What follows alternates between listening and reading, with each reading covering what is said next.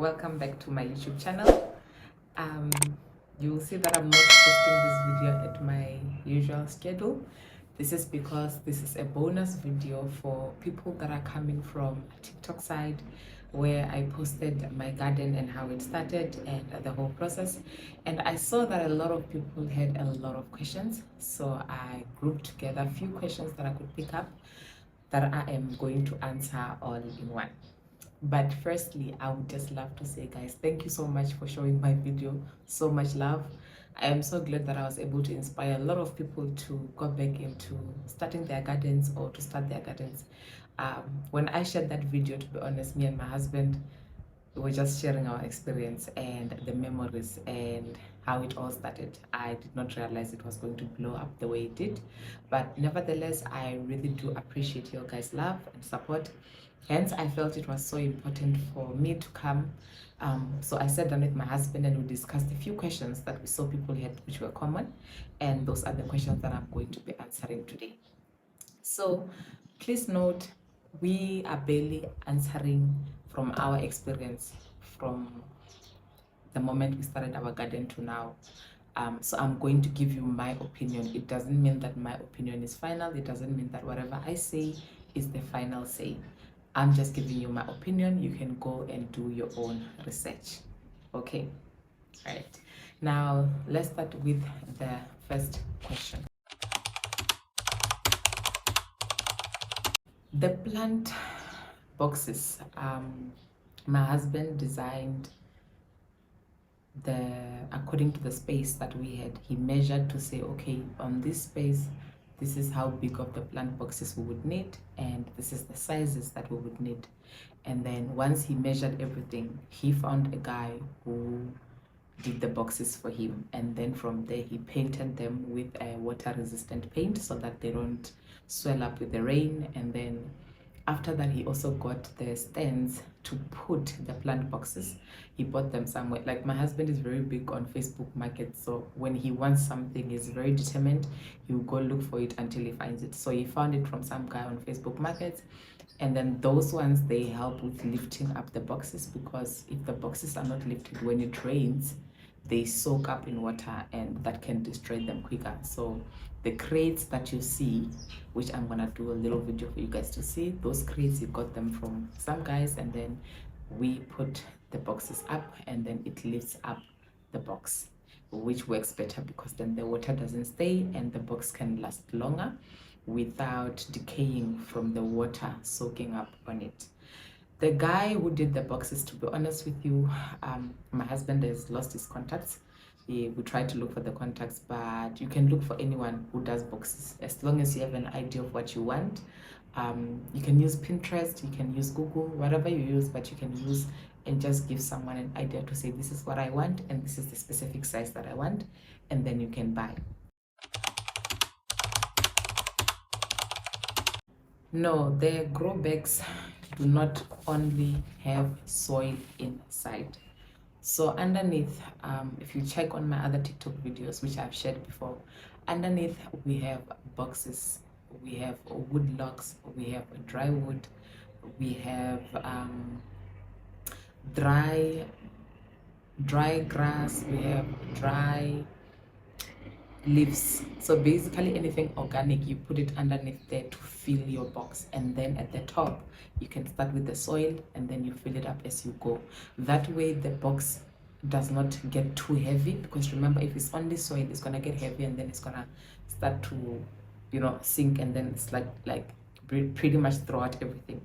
So you need to make sure you are putting organic things that will decompose as time goes, and they can break down and still give you proper nitrogen on your soil, which eventually, as it breaks down, it forms a good fertilizer for whatever it is that you are planting.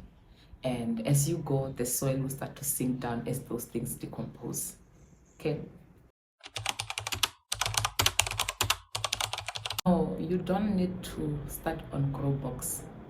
Main reason why we started on grow box was, as you saw on my video, when we first started, it was basically on the ground. But then we realized as we were digging, especially for things like carrots, things like beetroot, they were not able to grow properly And as we dig down, we realized there was a concrete underneath because we live in a complex. So probably before they put the grass, they did a slab or a concrete. So that was sort of stopping things from growing properly the way they should, hence the decision for grow box.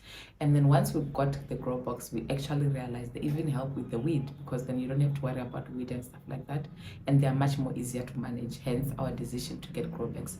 So as you start, you don't necessarily need grow bags, grow boxes. If you don't have them, it's okay. Start on the ground that you have. Some people have very good soil, and if you have that good soil and you mix it with compost, then you are good to go and you can start with your garden.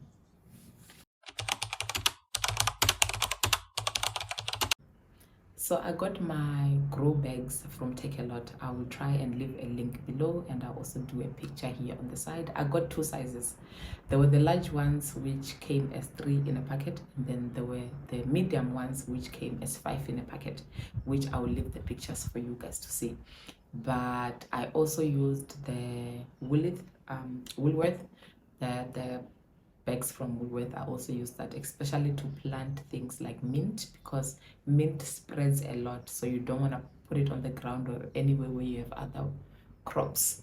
So I use bags for things like that, and things like pepper and stuff like that. And then also I also got other bags from Pep had very good nice big bags, which I took and I planted some potato in them. And yeah, basically bags is any bags from the store. They are so good because even when you water, the water goes out nicely and it is able to keep moisture inside. So any bags really from the store that you see, you can plant on them. As long as water is able to come out and water is able to be retained, then you are good to go. When it comes to mixing the soil, we are not experts, to be honest with you, but what we have learned throughout the 3 years is you need to get normal soil and get compost and also get some fertilizer. So that's the mixture we do. So let's say you have about 50% of normal soil, and then you have about 40% of the compost, and then you have about 10% of whatever fertilizer you use. With fertilizers, we're not specific. We basically go to the store and we give fertilizers a chance that we want to try, and then we try them out and they work out for us. So there isn't a specific product I would say go for, but when you deal with your soil, rather mix so that you have a balance of your soil, and then you'll see that your soil and your vegetables from the soil, they will definitely flourish. Okay.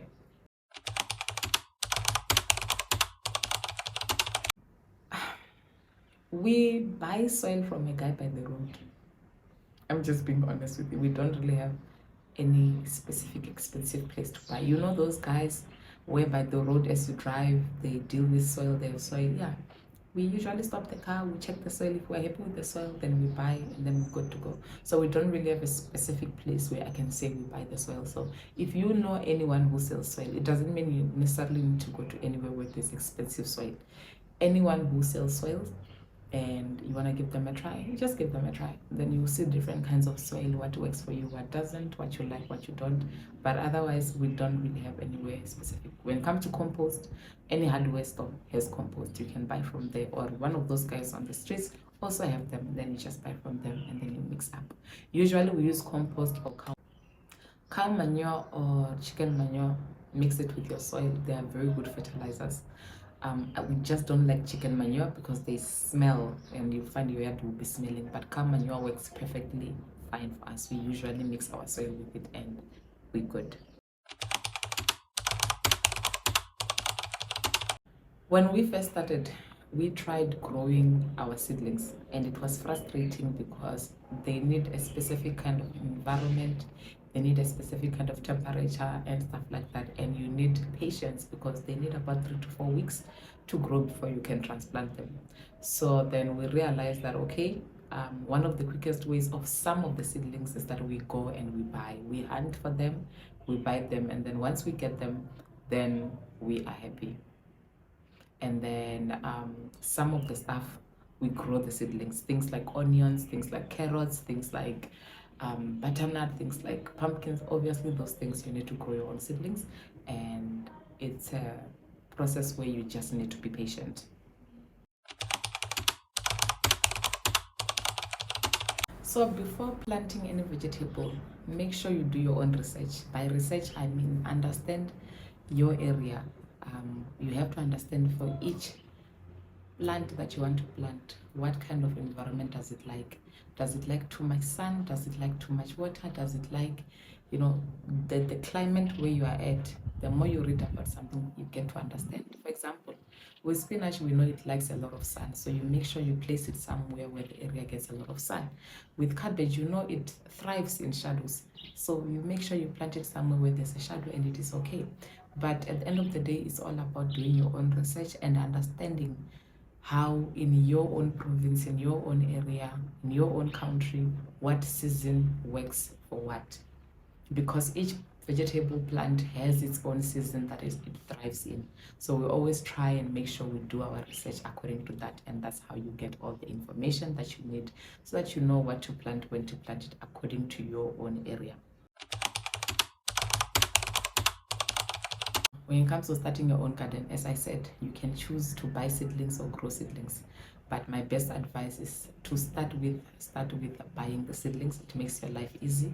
If you cannot buy the seedlings, then grow your seedlings, but you need to give yourself at least a month in advance so that your seedlings can grow and they'll be ready to be transplanted onto the ground where you're planting. But otherwise, just start small. When we started, it was only mustard, spinach and carrots, and that was it. And then we expanded from there, and then we grew from there based on the knowledge we're learning and the things that we're learning, and because we're just people that love experimenting.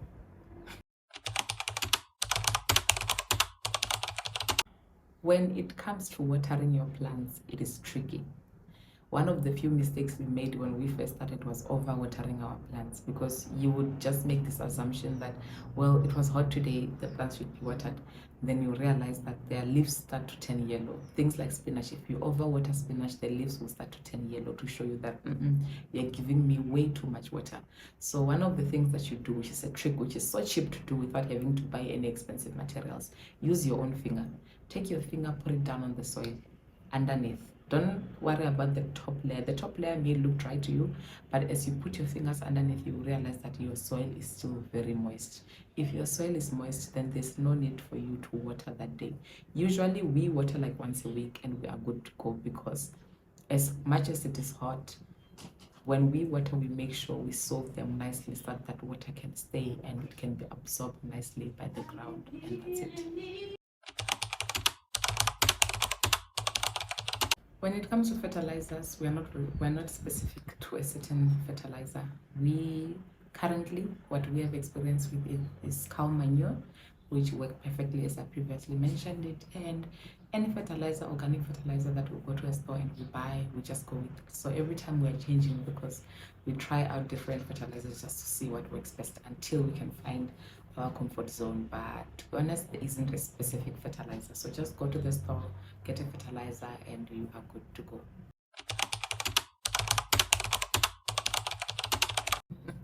A lot of people were bothered about our lawn, guys.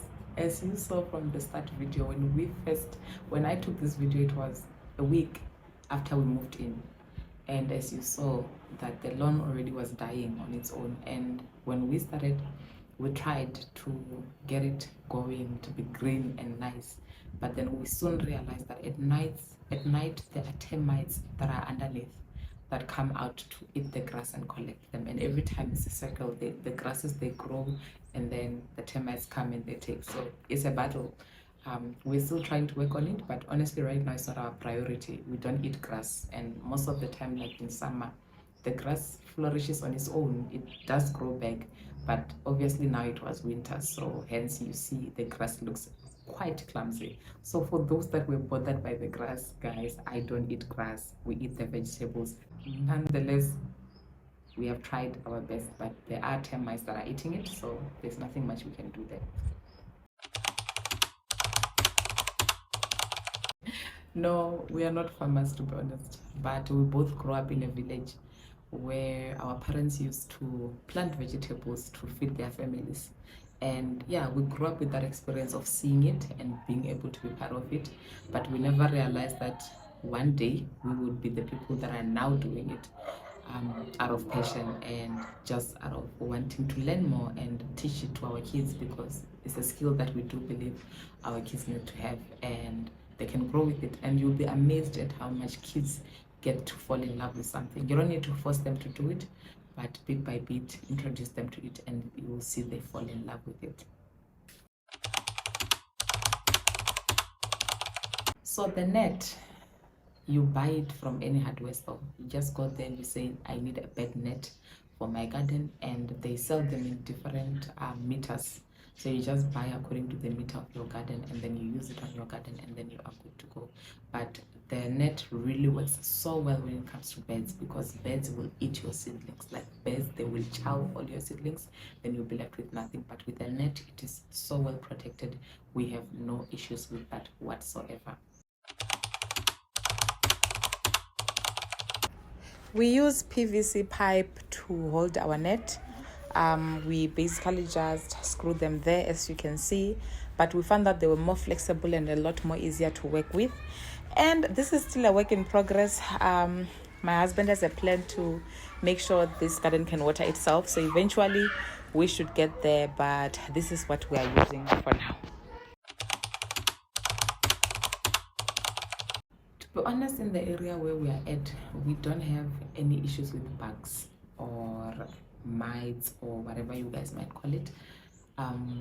You would have a few here and there, but we have never really had an issue enough for us to say we needed to act on it. But remember, each area is different areas have different issues. So if you do have issues with that, I would advise to go to a hardware store and get advices from people there, or get somebody who probably does farming on a bigger scale to advise on what you could buy. On that field, honestly, I'll be lying to you. I have no advice, because we have never had any major issue that we have experienced.